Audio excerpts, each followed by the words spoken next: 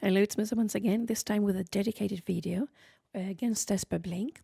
I'm trying to help a friend here, a friend from Discord. So what you're going to see here is how I played against them, how it was. The first one is I'm going for always aggressive hands when I'm keeping against an opponent, so I'm going to load. So not knowing what the opponent was playing, this was a perfect hand.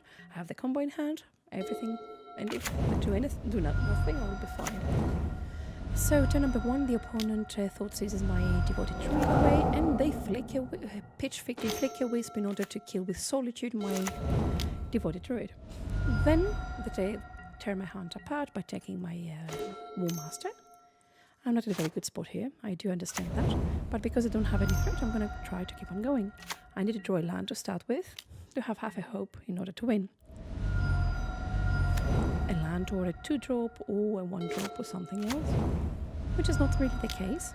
They play a Quantum Breaker and they're ephemerate. Still not going to consider it. You never know. Maybe at this point if I drew the Cauldron here, I would actually win because I could go Cauldron, put the devoted druid under Kyrian Ranger and go off because I have the Vizier on board already. But this was not the case. So again, going to game number 2. I'm just giving you the Cauldron option because you might concede earlier than you should. And that's it. Let's go to game number 2. So game number 2, before I start the game, I will explain to you how I sideboarded. I take out endurances. They're not needed in the matchup because whatever damage overload does is already done. Endurance doesn't do anything, and it puts the cards back into their deck. I don't want that. I bring in Sun Cleanser because they run Wraths of the Skies. I bring in Paths. I bring in Erode. I bring in Skyclave Apparition. And I try to keep as many codes as I can. It's not a mid-range matchup, so Eladamri comes out. Heritage Druid comes out, and I take out one Vizier. Maybe that was a mistake. I bring in also Heroic Intervention. So what actually happens is the cards that you're actually afraid of is Solitude, which can be dealt either with Heroic Intervention, Sylvan Safekeeper, or Vexing Bauble, so that they won't be able to pitch it, cast it, and ephemerate it. Don't forget that Vexing Bauble stops the recast trigger from ephemerate. Sun Cleanser, we said it's about all the Wrath effects. Path, Erode, as well as Skyclave Apparition are there to remove specific cards. They play Clan and Conqueror sometimes, so one of the targets is that. Another target could be other cards you're going to see further on. Disruptor Flute could be brought in proactively in order to stop them from doing anything, but because I was playing first, I decided that I wanted to have a more aggressive, let's say, hand deck, and more combo-y with enough disruption in order to stop anything that they might do and I don't like. The first hand is not that great, so I'm going to keep this one. I have a Vexing Bauble, that's one I'm going to keep, and it's going to be my turn 1 play. This is a great hand. If they have no interaction, I'm going to kill them on turn 3. They Prismatic Ending my Bauble. What does this say? Obviously this says that they do have the Solitude in hand. Still, I'm going to progress my game. I'm not going to stay here. So I'm not going to play Sun Cleanser, which is a way more defensive card. I'm going to play with the Devoted Druid. So in my turn, I'm going to fetch.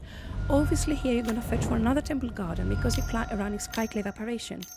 And with 4 mana, I will try to go for the Nature's Rhythm to get the Vizier. Here I thought that maybe I should untap Devoted Druid in order to keep one white mana up in order to play Sun Cleanser. But I realized that this is not the best option. First of all, I don't really need to cast Sun Cleanser as it is right now. Here the opponent lets me try to combo off, let's say.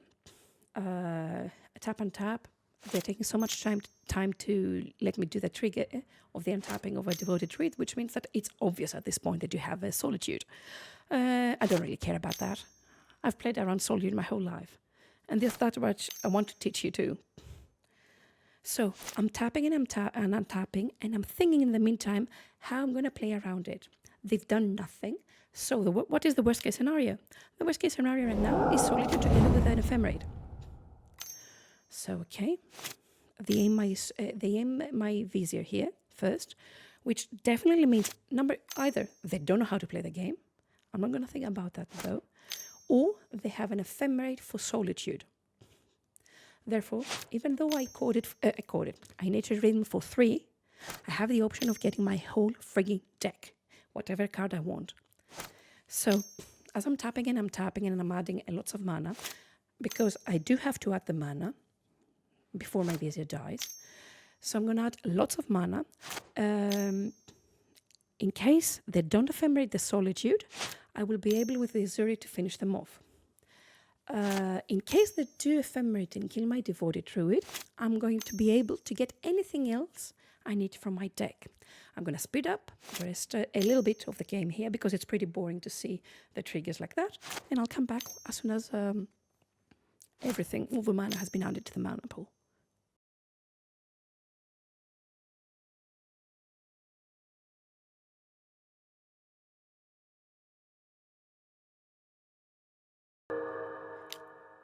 So obviously now they are ephemerating the solitude. Oops, that's in the middle. So they kill my devoted druid. And I'm thinking, what is the best option for me right now? I know that in their turn, they have a solitude with ephemerate that's sitting here. They have 3 cards in hand. So my best option is actually go get a Sylvan Safekeeper in order to protect everything I have on board. I have enough lands to protect everything as it is. Next turn I can also play my Sun Cleanser if things go well. And actually protect myself from a Wrath of the Skies too. See here, I wasn't afraid to discard my Priest of Titania that was doing nothing as it was with no payoff. There you go. Unfortunately, I did have to kill my other land too, with in order to keep my Sylvan Safekeeper, because it's part of the plan that I chose for the deck. Now they fizzled with there's a Wrath of the Skies in the graveyard. Emperor of Bones, not of bones. I'm gonna take some damage here. It's fine. I have 0 cards in hand. Okay, I don't draw the land. I do need to draw the land. If I draw the land, I'm in a good spot. Until then, we're waiting to see. One card in hand, they didn't do anything with it. Boseiju, even though it's extremely... Oh, no, it's not actually. You couldn't use the Boseiju, but even if you could use the Boseiju, because they have an Emperor of Bones, you don't really want to put the Overload in the graveyard. 1, 2, 3, 4, 5. Boom. Wrath of the Skies. Thank you. No. Bye. Right now, I'm in a good spot. Not only because I have the second land, but because I have enough green creatures and mana in order to do something and get the finish. To get either a Priest of Titania or Devoted Druid. End of the turn. Pest Control. I'm gonna kill my Sylvan Safekeeper. That little baby has served its purpose. By the way, the opponent here made a mistake. They should have taken Sylvan Safekeeper, because if I draw my Cauldron and I put any creature underneath, they're not going to be in a good spot. So here I'm calculating mana. Obviously, we do have Formidable Speaker, which acts like another Kyrian Ranger. We keep Path up for many reasons. We're on 8, we're not in a very healthy spot, but still we're fine. Solitude can be blocked by the Sun Cleanser, and it's okay. They do have 1 card in hand, which they didn't play. I don't know what it is. I thought of actually pathing here, Overload, but I didn't want to do it. And I'm okay with that, for a very specific reason. Even though I don't have double white in order to cast 2 paths. I do, though, have a Formidable Speaker that I've mentioned before. It can untap the Temple Garden. So I do have double white in order to cast the spells in hand. I'm playing a little bit of a defensive game right here. Here, I let them take the Overload from the graveyard, and with the trigger on the stack of the Emperor to flip and get the Overload on the board, I'm gonna kill it. Untap Temple Garden, kill the other Overload. Do they have a flyer? Yes, but they're not alive. I have enough mana next turn in order to kill them. Quantum Riddler is out of here, so they have 2 cards in hand. I'm not going for the combo here because post-board, if you see here, I'm removing the second Vizier. So there's no point in one Vizier is in the exile here, and the other one is in the sideboard. So I couldn't combo them all. And what's the second best thing that this deck can do? Create mana and finish as long as you have an Azuri on board. And that's how Now I'm going for the kill. I'm going to use the Devoted Druid in order to pump once more. I could have actually untapped the Devoted Druid here and to try to attack with it. I chose not to. That was a bit weird. Anyway, let's go to game number 3. Game number 3 against Esper Blink. The only thing I changed is that I actually brought in Disruptor Flute for many reasons. Because I'm playing second and I do see that they do run Emperor of Bone. So I would be happy if I would be able to stop that ability of putting the creatures they put underneath it from the graveyard in play. Maybe I can also cast it proactively. Let's go. I removed a code for that. As you can see, I'm not trying to remove the core of the deck. I keep a 6. It is decent. I have Curion Ranger, Priest of Titania, and the Nature Realm. Skyclave Apparition, I didn't want to draw the card. I prefer it to be in my deck. I would rather have another 3-drop or a 2-drop. I'm not approaching the matchup as if it's a grindy matchup, by the way. You cannot outgrind them because they're looping cards from the graveyard. You need to kill specific threats and finish the matchup as fast as possible. 1, 2. Ophelia, we're not very happy with that dog, even though I do love dogs. This is not a dog I want to be around. So it's one of the targets I could have on my Skyclave Apparition. Here, make a mistake. Stop, Musa. You're gonna see here.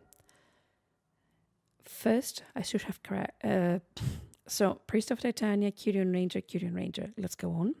We are okay so far. Solitude. I should, and I wanted to, because you see the opponent fetched for a standing Godless Shrine, which means only one thing. They do have an Ephemerate in hand. I got distracted because the little one was actually crying next to me.